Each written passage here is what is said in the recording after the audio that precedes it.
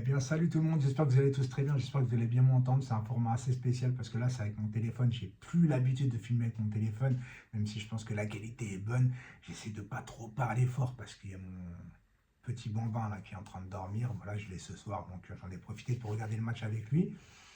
Il s'est un petit peu endormi devant le match. Pour vous dire que il y a eu des actions, il y a eu des occasions, mais j'ai envie de vous dire quand même qu'on est dans une génération de football quand même où il y a des joueurs qui explosent tous les compteurs.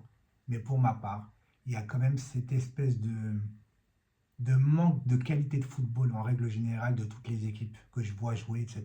Malgré peut-être pas le Portugal, l'Espagne, l'Allemagne, encore ça va, mais pour le reste, c'est un peu compliqué. Je pense que l'ère des chances commence à s'effriter beaucoup.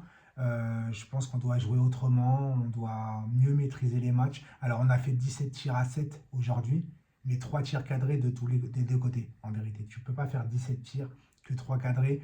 Tu as eu des occasions pour gagner le match. Tu as eu un but refusé de la part des Hollandais, enfin des Pays-Bas, où bon, il y a peut-être une gêne au niveau de McMaignan, mais que McMaignan n'aurait pas pu l'avoir de toute façon, donc on s'en sort vraiment très bien par rapport à ça. Euh, j'ai trouvé une équipe, encore une fois, avec un très bon milieu de terrain de côté de l'équipe de France. Voilà. Je suis désolé d'ailleurs, il fallait que je pense à ça. Le premier match de l'Euro, j'avais fait le débrief avec le téléphone, sauf que j'arrivais pas à la mettre sur YouTube. Et elle arrivait pratiquement le lendemain ou un truc comme ça, et je ne l'ai pas mise finalement. Je me dis, tant pis, ça fait maintenant 18 jours que je n'ai pas fait de vidéo. Je ne sais pas pour vous, je vous demande quand même en commentaire, au-delà de n'oubliez pas le like, etc., quand même pour m'aider pour le référencement, est-ce que vous êtes hypé par l'euro? C'est vraiment une question que je veux vraiment vous poser parce que moi, les gars, j'arrive pas à être hypé.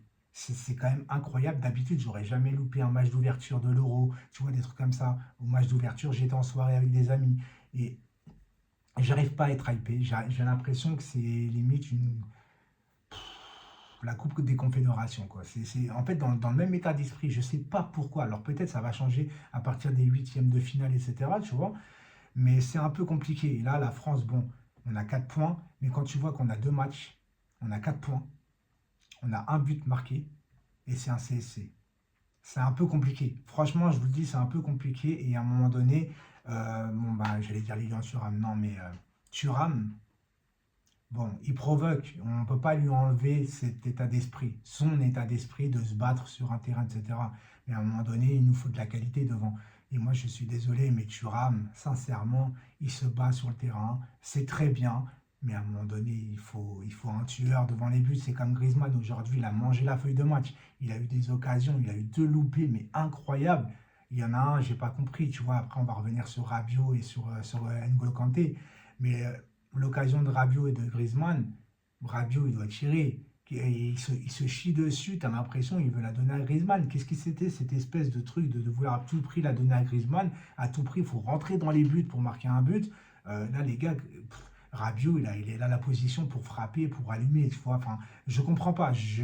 Alors, on va pas en vouloir à un joueur d'être trop altruiste, en vérité. Tu vois, le mec, il a pensé équipe. Mais là, à un moment donné, il faut tuer, il faut être un tueur, tu vois ce que je veux dire? Tu es quand même à l'Euro, c'est pas un match amical où tu fais joujou, tu n'es pas la Kings League, tu vois ce que je veux dire? Donc voilà, ce que je veux dire, c'est que le match en lui-même, moi j'ai trouvé qu'il y avait quand même pas mal de déchets. Alors oui, il y avait de l'intensité un petit peu, etc., mais c'était par intermittence, des deux côtés d'ailleurs, et souvent on comptait sur la perte de balle de l'autre, tu vois, sur vraiment des erreurs de perte de balle pour essayer de partir en contre. Et on s'en sortira pas comme ça. Là, si tu me dis que tu vois la France gagner l'Euro, bon, avec Deschamps, tout est possible. Je le sais bien, même en 2018, la vérité, quand on a été champion du monde, c'était pas une grande équipe de France en termes de football, tu vois ce que je veux dire? Mais on a aidé la chercher. Donc pourquoi pas, j'ai envie de te dire, mais c'est plus le football que j'aime. Voilà, j'ai l'impression de voir trop de football déjà. Ça, c'est compliqué. Et la hype qui se pose en moi au niveau de l'Euro, quand même, les gars, il faut se poser aussi les questions. C'est que TF1 n'a pas tous les droits, M6 n'a pas acheté tous les droits non plus. Donc en fait, il y a des matchs qui passent sur BeIN. Bon, moi j'ai l'IPTV, je m'en fous, tu vois ce que je veux dire. Mais aujourd'hui, après, je referai une vidéo sur la Ligue 1, là, 30 euros par mois. Non, mais pour voir la Ligue 1, mais ils sont complètement tarés, les gens. Donc voilà, et Deschamps, qu'est-ce qu'il a avec Barcola? Tu le sélectionnes, mais on ne le voit jamais. Nous, on sait, en tant que Parisiens, on sait ce que vaut Barcola. On sait que Barcola, balle au pied, est capable. sur une action, sur une accélération, vu que c'est un volant, etc., sur voilà, même une mini déviation, un mini crochet, il est capable de te sortir, tu vois, un petit truc qui fait qu'il va te débloquer un match. Tu fais rentrer Giroud. J'ai un compte Giroud, j'ai toujours un énorme respect pour Olivier Giroud sur toute sa carrière. Il s'est toujours battu partout où il a été. Il n'a jamais lâché. Il a un mental d'acier. Mais à un moment donné, où tu joues une équipe des Pays-Bas où tu as quand même de l'espace, en vérité, tu vois que tu as de l'espace, où tu n'as pas réellement, vraiment, entre guillemets, besoin d'un numéro 9. Tu fais rentrer Giroud et on voit que ça coince en fait derrière parce que tu manques d'un joueur qui va percuter. Derrière, tu sors Dembélé qui n'a pas fait un grand match pour moi. Il a été complètement effacé. Non, ça a été pas bon. Par contre, Kanté et Rabiot, c'est du très lourd au milieu de terrain. J'ai moins aimé Tchouaméni, pour le coup, tu vois. Mais c'est quand même dommage de ne pas garder la référence, tu vois, Rabiot et, comment il s'appelle, et N'Golo Kanté, d'avoir mis Rabiot un peu sur le côté gauche. Bon, ça a quand même fonctionné, tu vois. Mais c'est quand même dommage de s'être privé d'un Barcola tout de suite sur le côté gauche, etc. Après, bon, tu as fait rentrer aussi Coman. Mais Coman qui se blesse tout le temps, etc., tu as l'impression qu'il n'est pas en jambes. Il n'a pas servi à grand-chose non plus, tu vois ce que je veux dire. Est-ce que Deschamps va faire confiance à Barcola pour le troisième match? Non, il va nous remettre l'homme masqué, voilà, tout simplement. Mais j'ai vu un collectif, j'ai vu une défense qui était quand même solide, etc. Depay qui a aussi pas mal loupé en vérité, hein. Mais sur l'effectif, sur le papier, en tout cas, t'es meilleur que les Pays-Bas. Tu vois ce que je veux dire? T'es meilleur que les Pays-Bas, tu dois faire beaucoup mieux. Euh,